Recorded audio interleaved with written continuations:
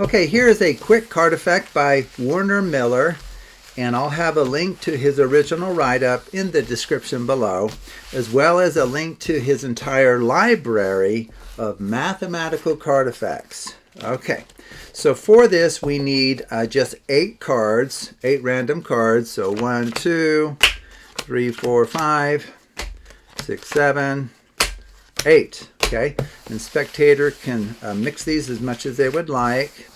And then we're going to deal out 4 pairs. So 4 piles of 2 cards each.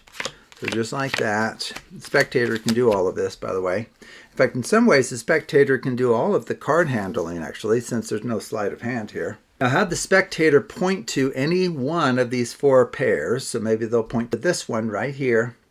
So what you need to do, or what they need to do, is make a note of the identity of the top card so you can show it to them. Now, as the performer, you wouldn't see this, right? This is for the spectator to remember.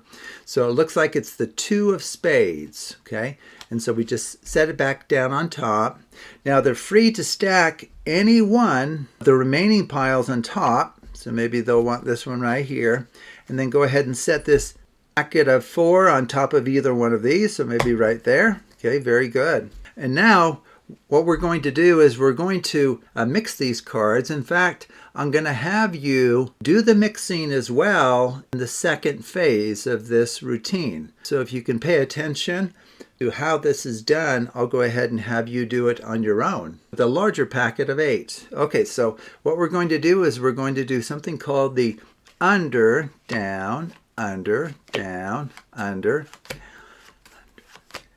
under, down. Last one goes on top. And now what we're going to do is we're going to take the pair that you did not choose to be part of this packet of 6, and we're going to turn those cards face up and set the packet of 6 on top. Okay, and now I'm going to hand you packet of 8 and have you perform the same mixing procedure that I just showed you, which is a very effective way to mix cards, honestly. So what you would need to do is just the under, down. So under, down, under,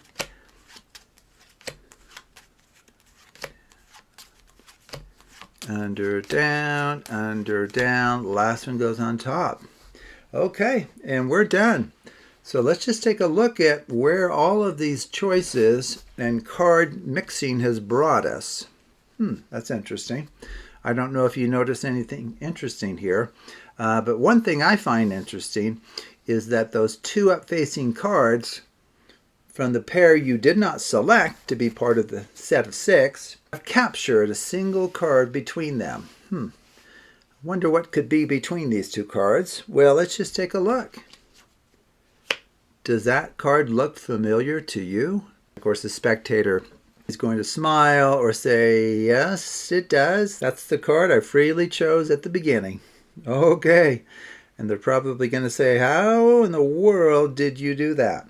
Well, you do exactly what I did. So there's no sleight of hand here. There's no false mixing. All of the steps that I showed you are essential. You actually need to perform them. And this is guaranteed to work for you every time. Now, if you want to see what's going on with this effect, what you could do is start with something like ace through 8 of hearts. Work with those cards as an ordered packet, and then follow the movement of all of the cards throughout this whole routine. And it will give you a little bit of a window into, okay, what is actually driving this routine and allowing it to pull off such a surprising ending. So thank you for watching, and take a look at other videos on the Absolute Math Magic channel.